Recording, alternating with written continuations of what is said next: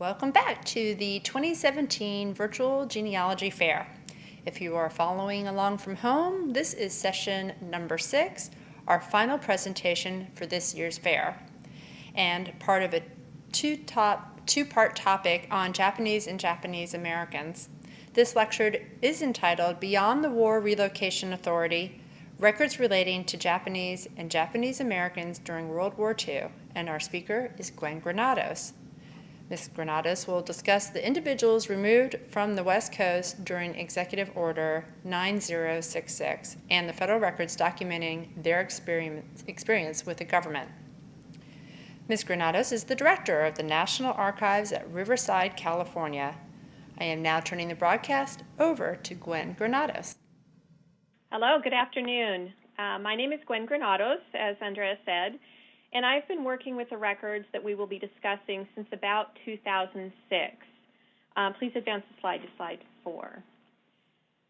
At the time, I was an archivist, fairly new to the National Archives, and I had been looking through civil dockets for the U.S. District Court out of Los Angeles trying to find something for a researcher. I completely can't remember what now, but I began to notice a lot of Japanese names on the dockets for both men and women, and the case files were from the late 1940s and early 1950s. So I went to my supervisor at the time and asked him about the names. Did he happen to know what had happened to warrant so many civil cases? Did he think that they may be related to some of the issues that had arose during the Second World War? He did have some theories, but he told me to take some time and to look at the cases and to see if they were related to some of our other records that we had already identified as documenting Japanese and Japanese Americans during the war, and so I did. And at the time, I really had no idea about the scope of what I would uncover, but it ended up in a reference information paper that we have locally here called Records Relating to the Japanese and Japanese Americans During the Second World War. And I have, over the years, been pleasantly impressed with the diversity of materials that document the wartime experience of individuals connected with Southern California and Arizona, the jurisdiction that the National Archives at Riverside oversees. Please advance to slide 5. So most researchers in the records of Japanese immigrants and their American-born children from this time period are familiar with the records held by the National Archives that were discussed in the session prior, created by the War Relocation Authority, or WRA. But it turns out there really is so much more, and that was alluded to in the prior presentation. A lot of these records are held in the field, so offices outside of the D.C. area, and I'm going to be focusing on holdings mostly here at the National Archives at Riverside, but also from other field offices. And when I'm discussing those, I will let you know which office I'm talking about. So today I will be discussing enemy alien case files created by the Immigration and Naturalization Service, and also some intelligence reports created by the Navy's Office of Naval Intelligence, records of property seized by local Department of Agriculture war boards in Southern California, and my personal favorite, court records, cases heard in the courts regarding draft resistance, loss of citizenship, and repatriation to Japan. So while all these groups of records are valuable as a whole for documenting the history of events surrounding the Japanese community during and following World War II, today I will try and focus a little bit on their value for the family historian or those researching individuals, and what sorts of information that these records can tell about people, their families, and their personal experiences. Slide 6, please. So to begin with, the enemy alien case files. This series of records was, again, created by the Immigration and Naturalization Service as they identified and apprehended immigrant nationals from Germany, Italy, and Japan. Here in Riverside, we hold case files for over 2,500 people, mostly from Japan, who were living in Southern California at the outbreak of World War II in 1941. These files contain background information on the individual, FBI investigation and arrest reports, information about where the individual was sent following their initial detention, and at times some personal correspondence. So I'd like to take a look at some of these cases for which there may not be information in the WRA records for a variety of reasons, which you will soon see. So here in Riverside, we are nearly completed with preparing the listing of individual names for upload in the National Archives catalog, and it should be available in the next few months there. So keep an eye out in the catalog. Slide 7, please. So let's take a look at documents we have from some of our case files. This particular case file we'll start with for Rikita Honda, and the image that you see there is the FBI report found in his case file, and it documents much of Dr. Honda's life in Japan and the United States. So when you're looking at an FBI report, remember this information was collected by the FBI in the course of an investigation, and so they have sources that are giving them this information, and if at all possible, the information should probably be confirmed with other sources, but it is still a great starting place when you're learning about the life of people. So the report states that he was born in Japan in 1893 in Yamagata Province. He was a physician, having studied at Chiba Medical School in Japan and then the University of Pennsylvania Medical School in the United States. And in 1938, he had been elected president of the Japanese Medical Society in the United States.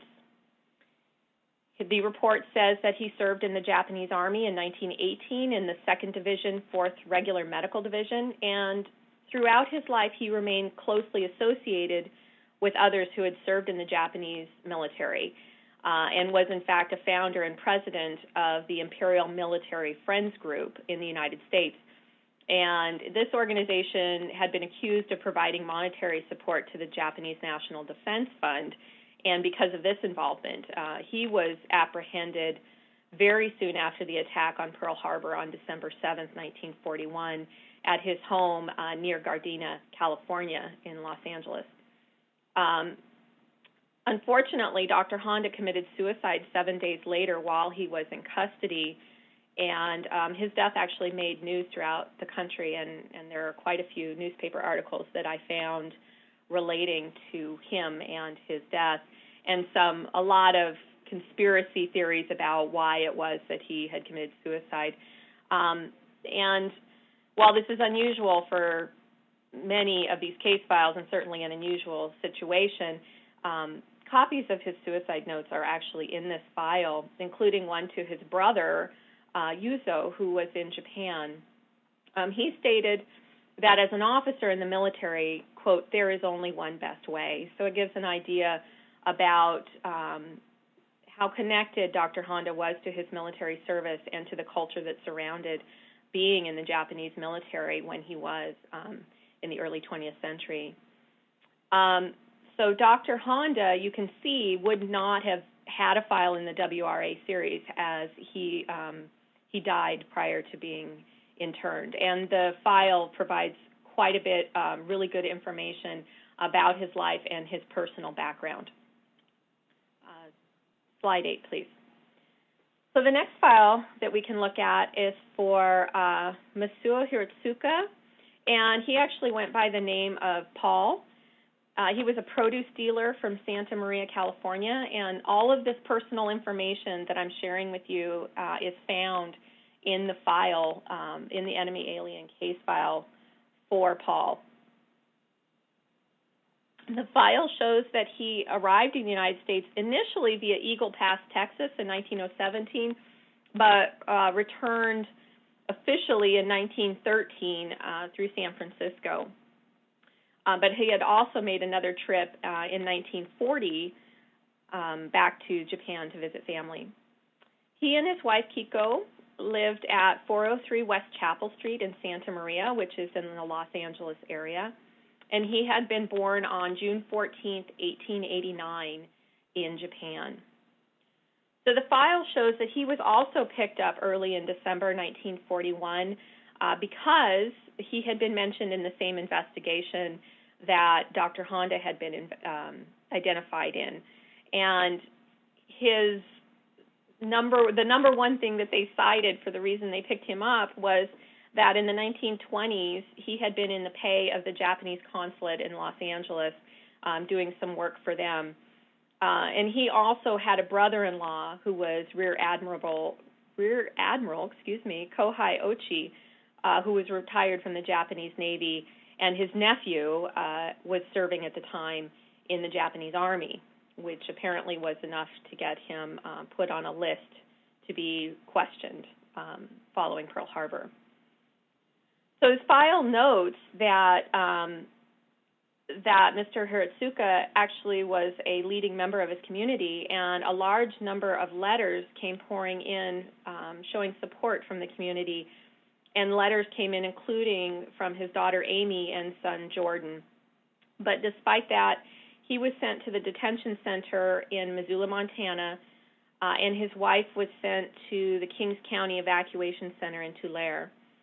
However, he had a son who lived in Ogden, Utah, as a physician at a hospital who was not under evacuation orders and arranged for employment for his father and requested that he be paroled to Ogden, which he was on February 27th, 1942, prior to being sent to a WRA center. So his information would not be very robust in the WRA records. Please advance to slide 9. So not all the individuals who were arrested were men. This particular next case file for Shimei Kazahaya, she is a middle-aged woman, a grandmother, becomes a grandmother during the war. She was also apprehended on December 7th, 1941, and her case file documents that she came to the United States via Tacoma, Washington in 1908, and lists all of her addresses between 1918 and 1940.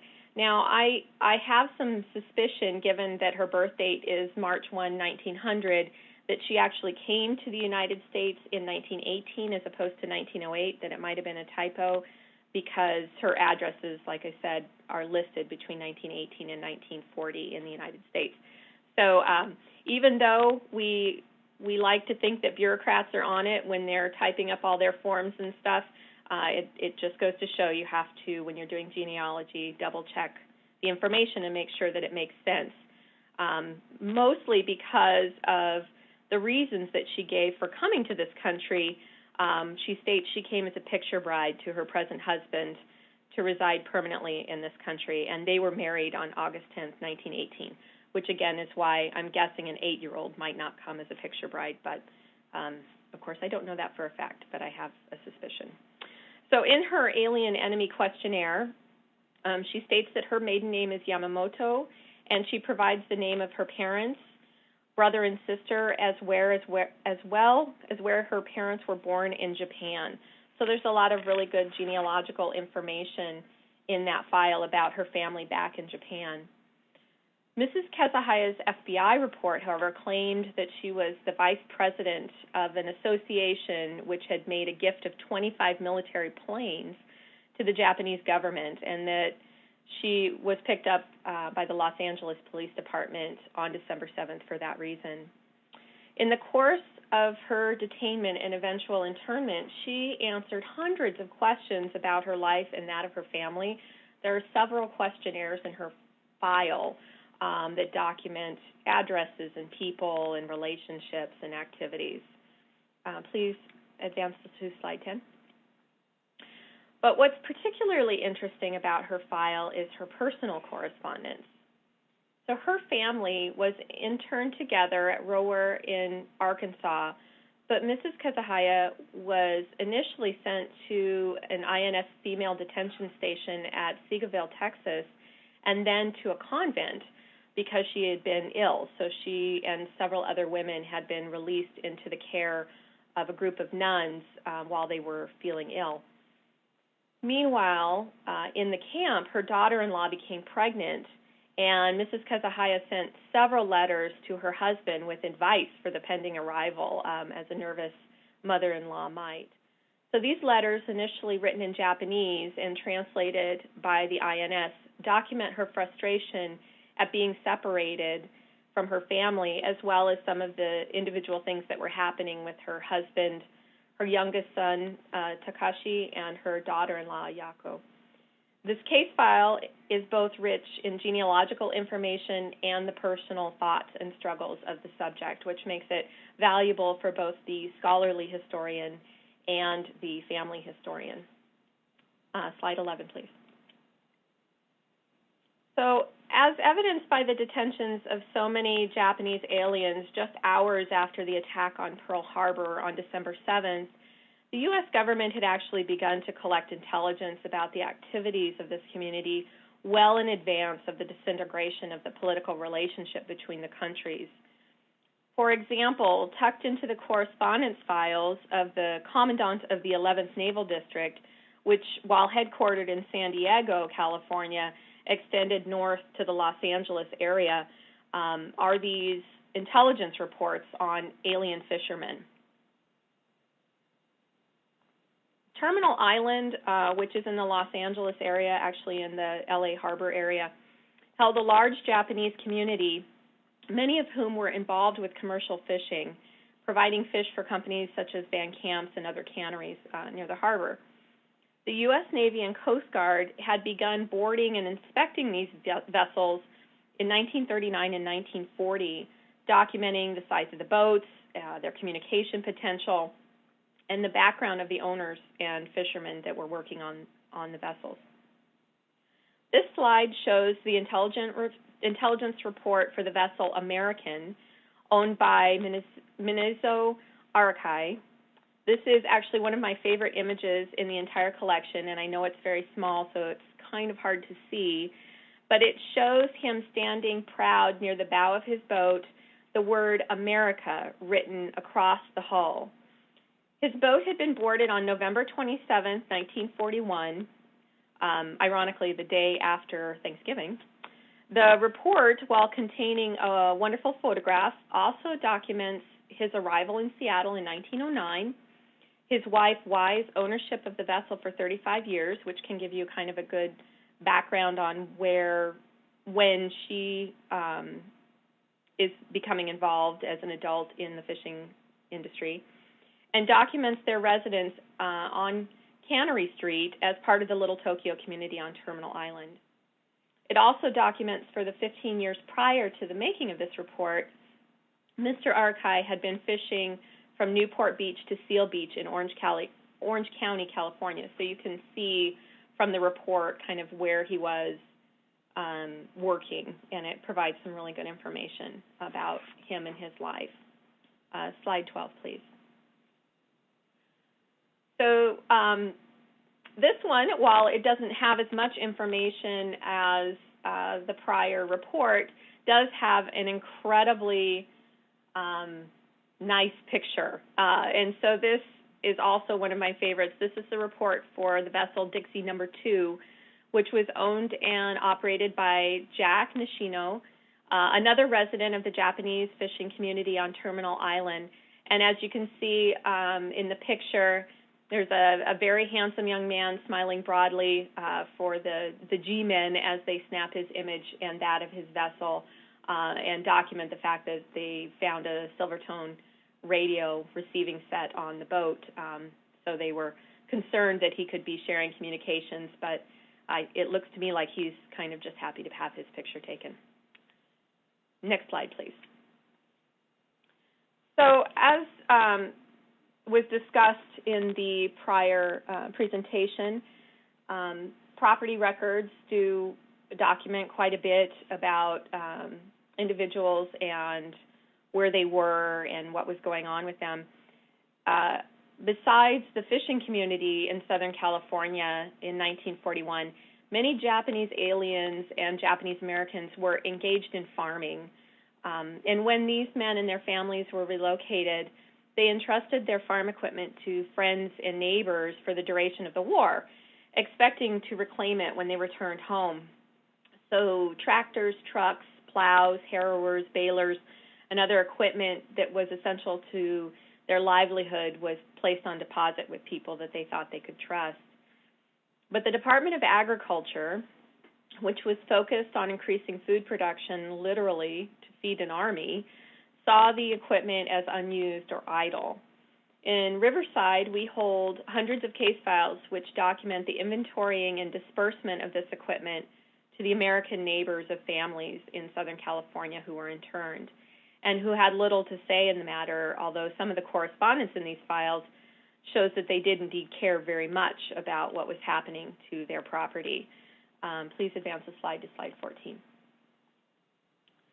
So let's take a look at the case file for Yoshio Nakata.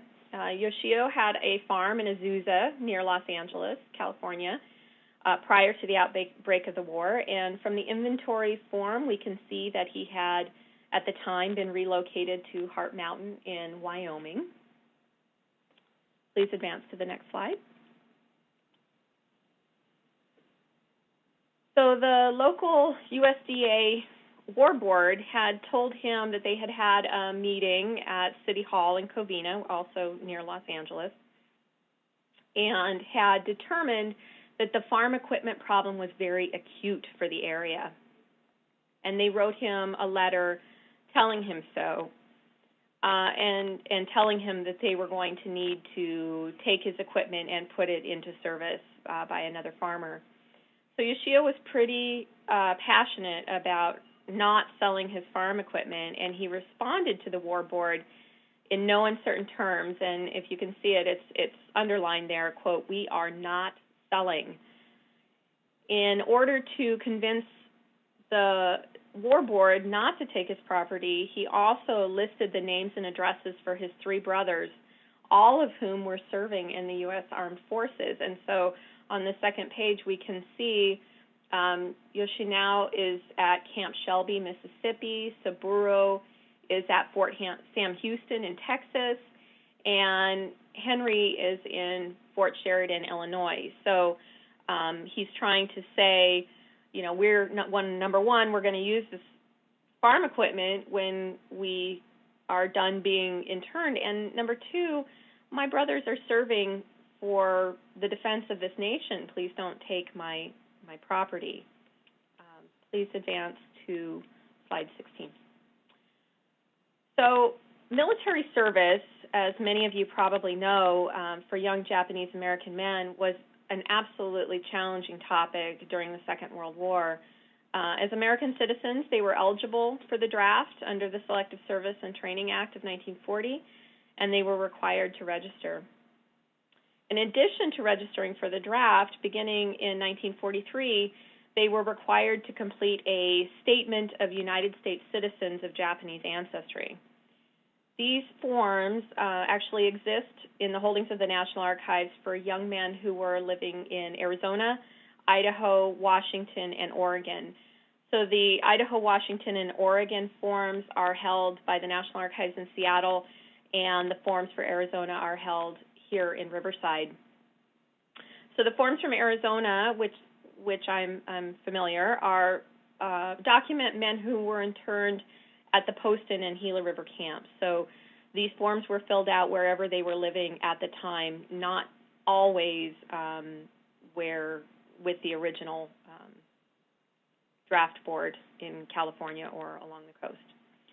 So the statement was, in fact, a questionnaire, and as was alluded to or discussed in the prior presentation, a lot of people of Japanese descent during World War II filled out these questionnaire forms for a variety of reasons, and so these forms are excellent. They have great genealogical and personal information on them.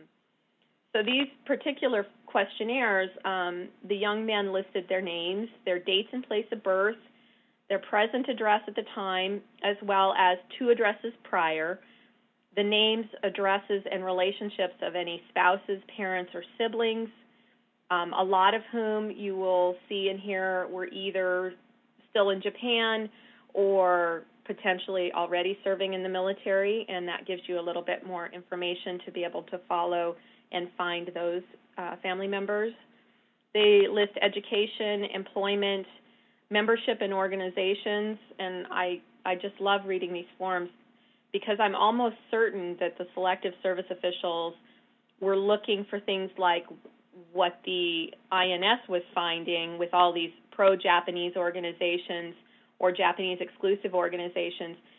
But more times than not, The organizations that these young men are listing are the Boy Scouts, Radio Club, Art Club. These are all American boys. And the sports and hobbies and subscriptions that they listed are equally as telling. Baseball is almost universally listed as a hobby, and Boys Life is also very commonly listed as a subscription. Please advance to slide 17.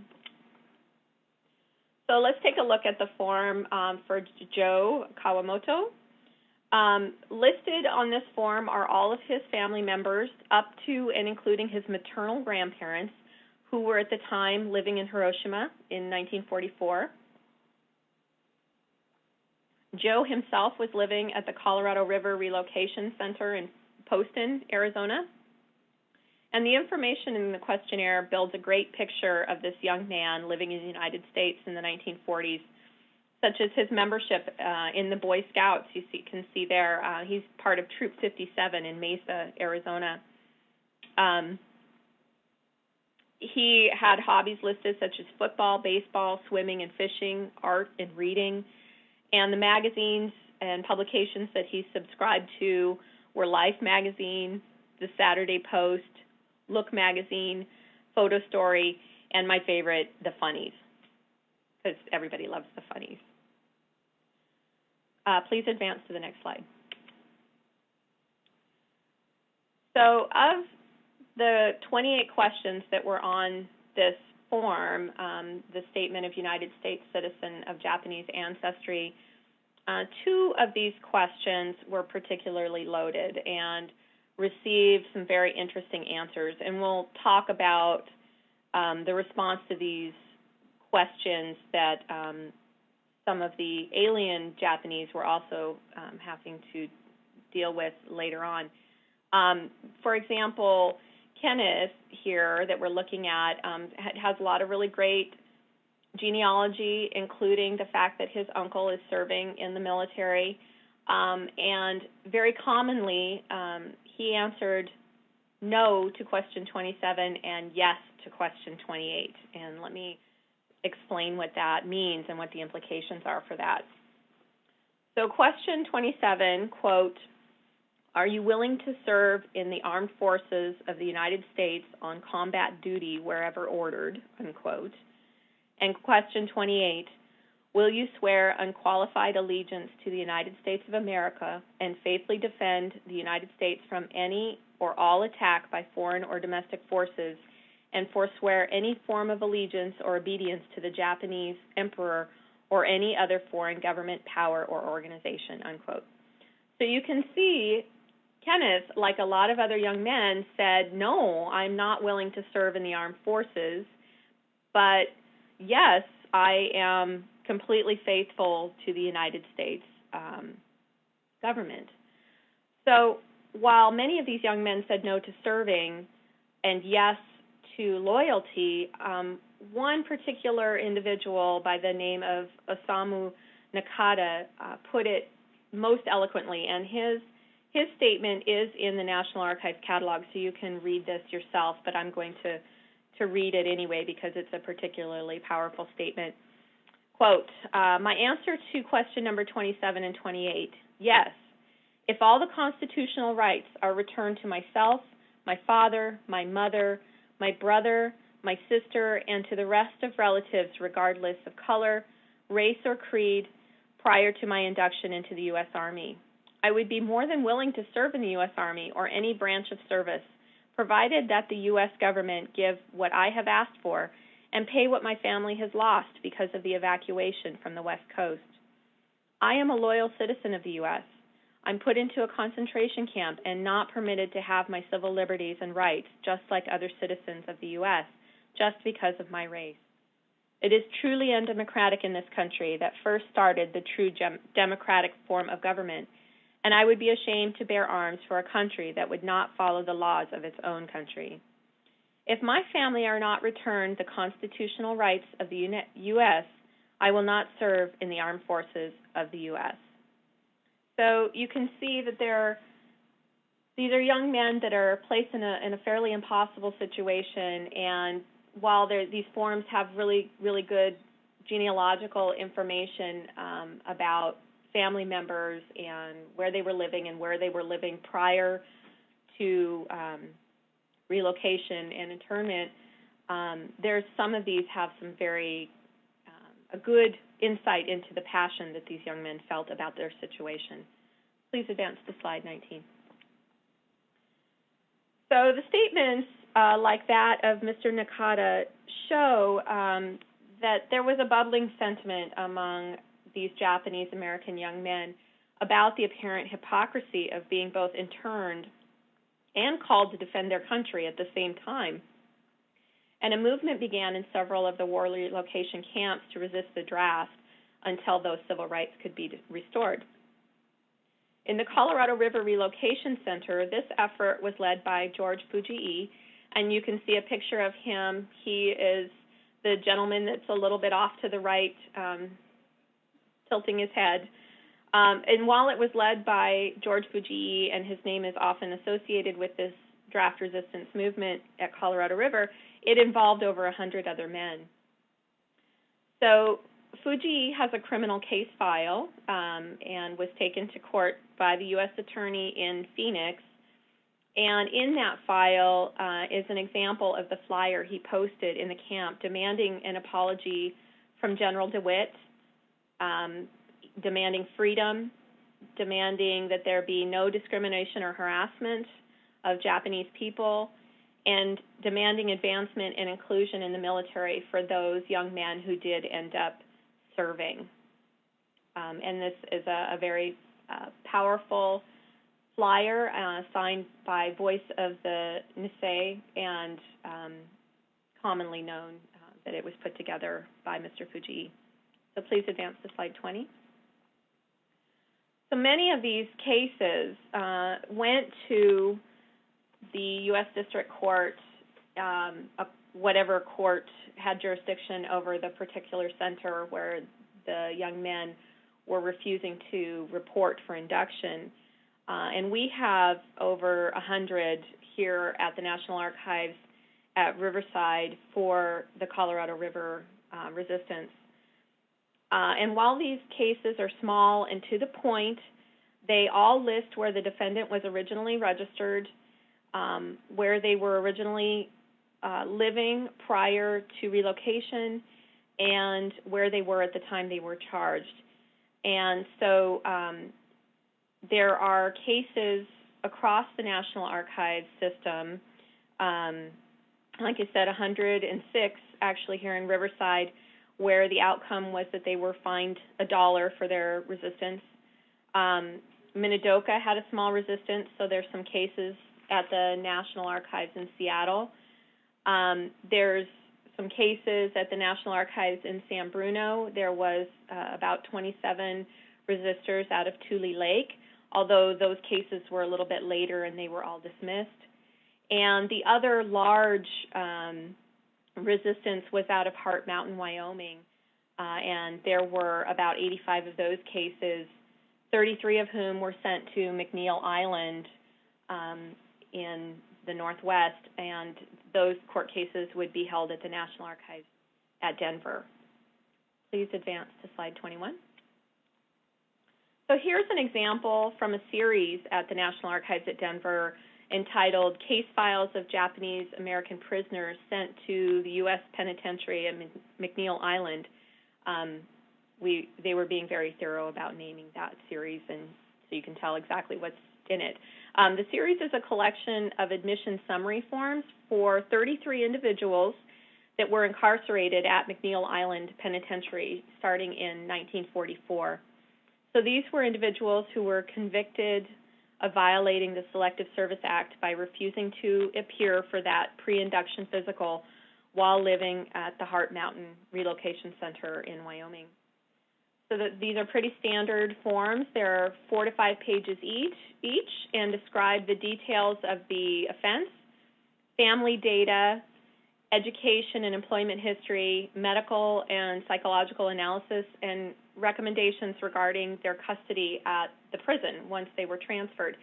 Now, if you're interested in contacting the National Archives at Denver, some of these are still privacy restricted, so you'll need to discuss that with the archivist there. or provide information about if somebody has deceased, and that they can open that if somebody has passed away.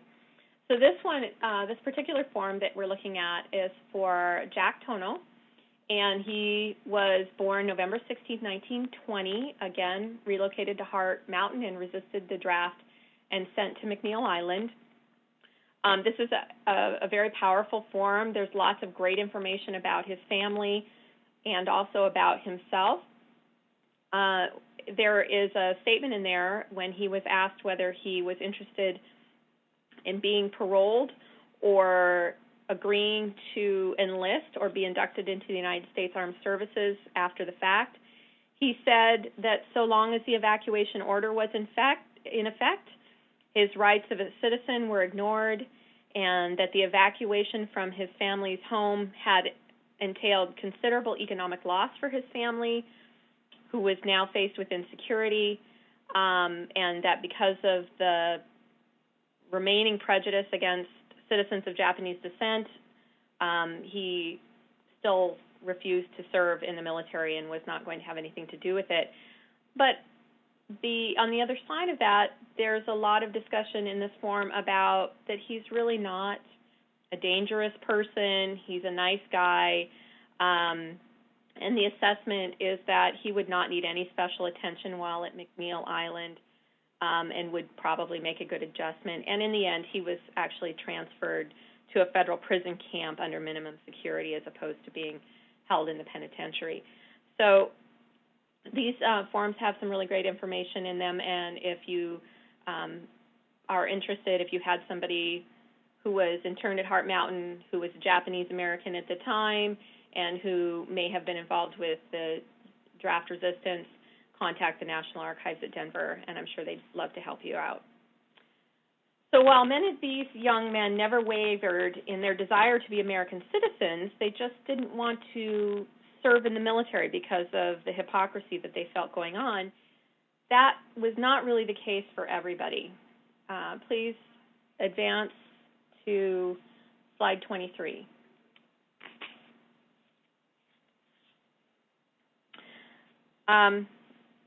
In mid-1943, the WRA, in conjunction with the War Department, had internees complete the questionnaires meant to determine whether the population of Japanese American men was willing to serve in the U.S. Army and whether alien internees were loyal. So this, again, goes back to that form that we were talking about from the selective service system for the Japanese American young men.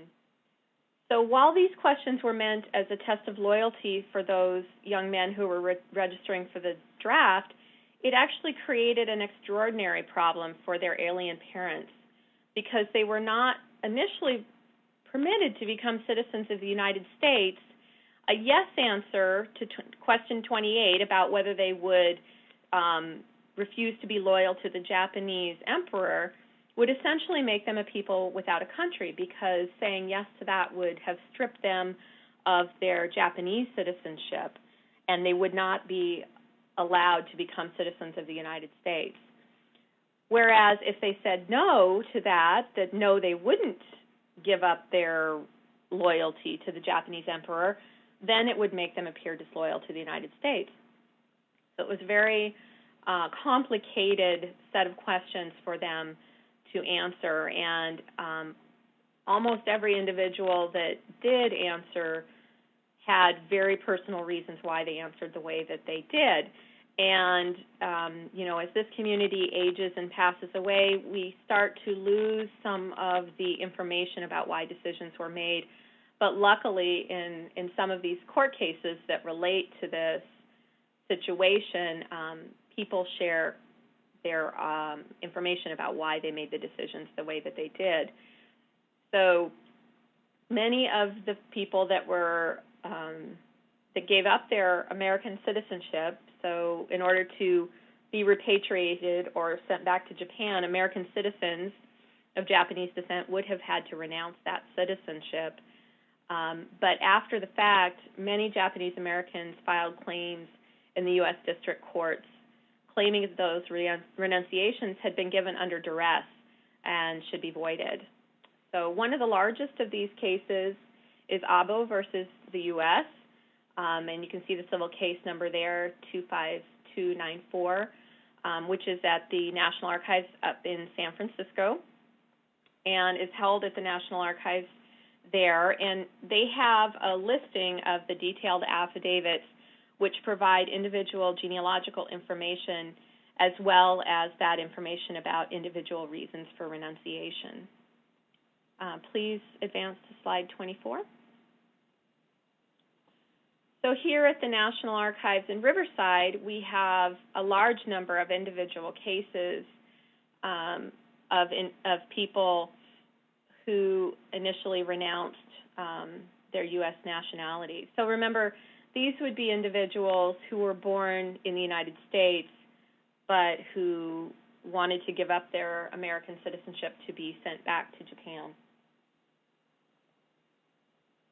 And while many of these cases are similar, for the family historian, they can provide a unique insight into family dynamics.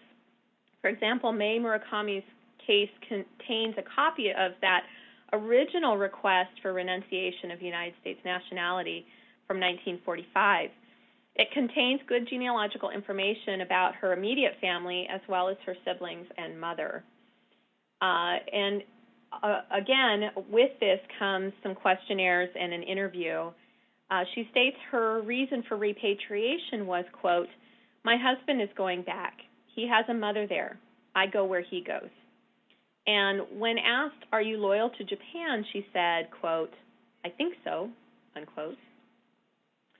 On August 30th, 1945, she sent a letter that's included in this civil case file that says, quote, "Several months ago, I renounced my U.S. citizenship, which I regret very much. My final papers have not come, so I'm writing in hopes that this letter reaches you in time. At the time I sent my application in, the members of the organization made it so that to have peace around the block, one just had to renounce his citizenship. The pressure was so bad, we even had to join this organization, but we managed to withdraw later. Also at that time, I thought my husband, who is an alien, and I, who is a citizen, would be separated, so the only way was to renounce my citizenship and remain together." So as you can see, May has some very complicated reasons for renouncing her citizenship. She was concerned that she would be separated from her husband. And then on the other side of that, there's this organization, which at the time is at the Tule Lake Detention Center. So many people who said that they wanted to renunciate their citizenship or be repatriated to Japan were sent to Tule Lake Center. There's a lot of pro-Japanese groups in the center, and they, in some cases, get very militant and are there's some abuse of people and some threats going on. And this comes out very much in these civil case files where people are explaining what their family situation was. So she had been sent to the Tule Lake Center under that segregation program and was concerned that she would be broken up from her family if she hadn't renunciated.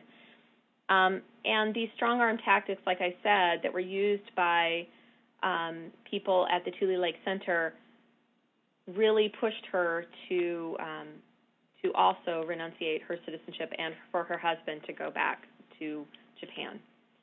Please advance to slide 25.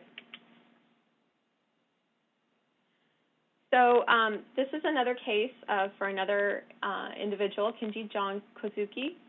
And again, the file puts a lot of information in there about his personal genealogical information. He was born in 1917 in Stockton, California.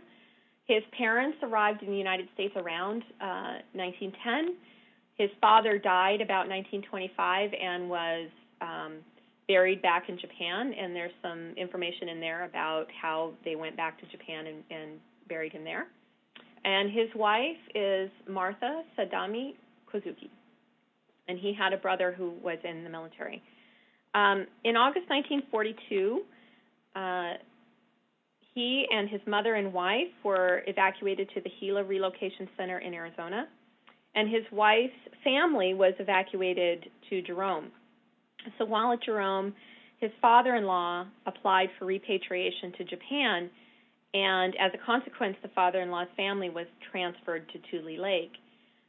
However, the plaintiff's father-in-law became ill and died at Jerome before the family's transfer, and his last wish was that she take the children to Japan. So there's this pressure from his wife's father about relocating the whole family back to Japan to kind of remove them from the situation in the United States. While they were at Gila River, Kinji's wife became pregnant, and he was very much concerned with her well-being and security. And because of her pregnancy, she wanted to be reunited with her mother and sisters at Tule Lake. So the way to get to Tule Lake was to answer no to questions 27 and 28. So he did, and was sent to Tule Lake with the family. So while they were there, the pro-Japanese organization at Tule Lake stated that they would all be deported, and that they would, and that their job was to assist evacuees in preparing for life in Japan. And so he ended up, the family, both him and his mother-in-law's family, ended up falling in with this group and renounced their citizenship and wanted to go back to Japan. So in December 1944, he applied for permission to renounce his citizenship and was recorded a renunciation hearing on January 20th, 45, in which he signed one of those renunciations of United States citizenship. And so when he went to that hearing, they told him, wear a sweater with the emblem of the rising sun on it, and these are the things that you should say. And all of this comes out in his case file later, where he's trying to rescind his loss of citizenship and saying that he was pressured by this group to do that. So please forward to slide 26. So while internment and the loss of civil rights created tensions and impossible situations for individuals living in the United States, Japanese Americans that were stranded in Japan during the war also encountered problems, and these come out in the civil case files as well. So many of them lost their citizenship when they were drafted by the Japanese military or employed by the Japanese government, or voted in elections that were set up after the war by occupation forces, in which they thought they were supporting the American efforts there. Please forward to slide 27. So a particular case here, we have the case for Itsuko Arakawa. She was caught up in the elections, and she was excited to vote in these 1946 elections because it was the first time women could vote in Japan. So she's an American citizen. She was born in Gardena, California. She went to school in Long Beach, and there's some really great information in this case file about her family, where her father's age, how long he had been in the United States, her mother's age, how long she had been in the United States. Her parents had taken her to Japan to stay with her grandmother and to learn about Japanese language and culture.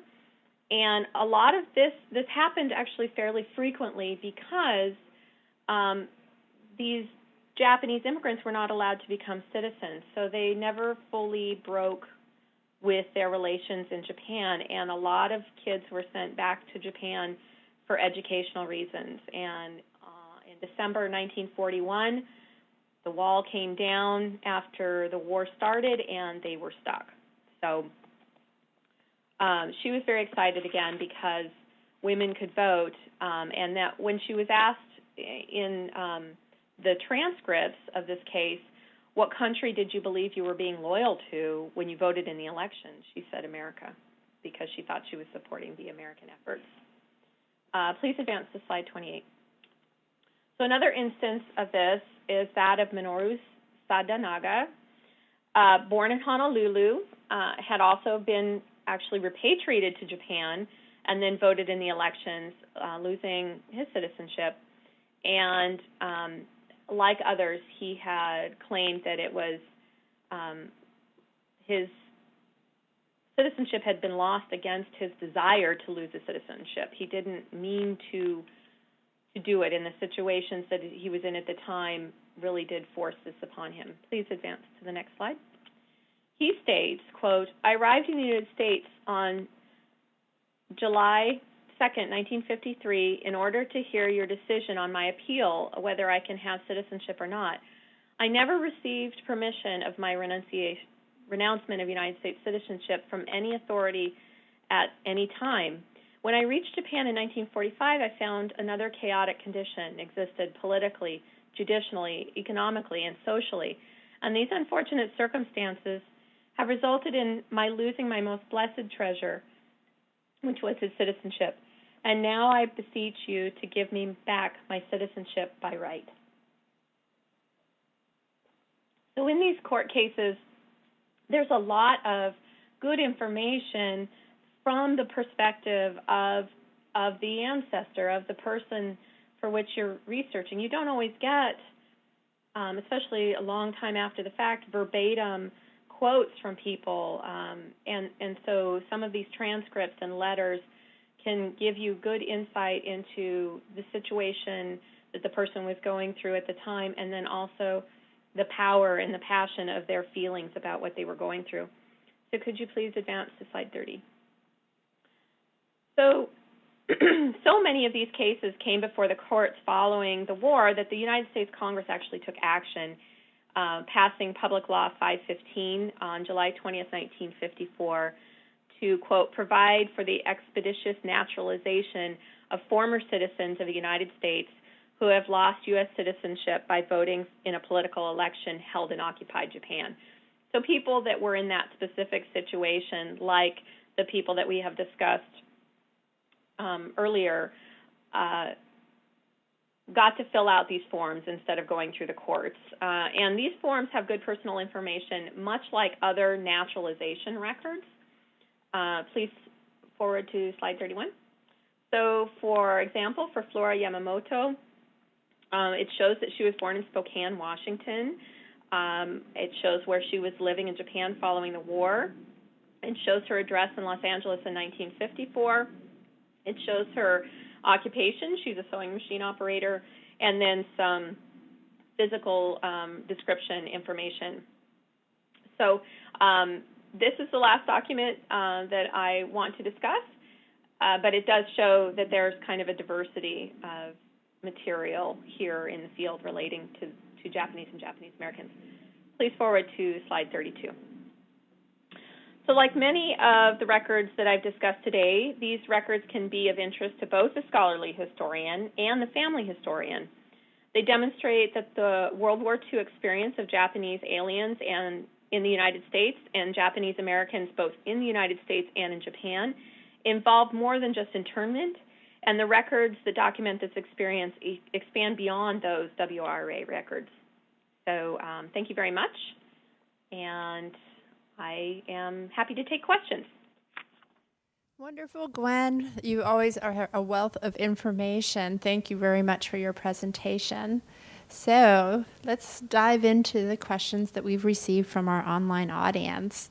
We'll start with sort of a beginner question, and then we'll get into ones that might be a little more advanced. The first question came early on, and perhaps she missed part of it, the presentation about where the records are located. Specifically, are these records online or are they non-electronic? Most of these records have descriptions in the National Archives catalog, but because of some of the privacy concerns that are just starting to go away on these records, not a lot of them have been digitized. There's a smattering of them in the catalog, but they are not all available electronically at this point. Thank you very much. Appreciate that. The next question, I think it might be helpful to get in your mind the differences between the records that are held at the National Archives versus USCIS.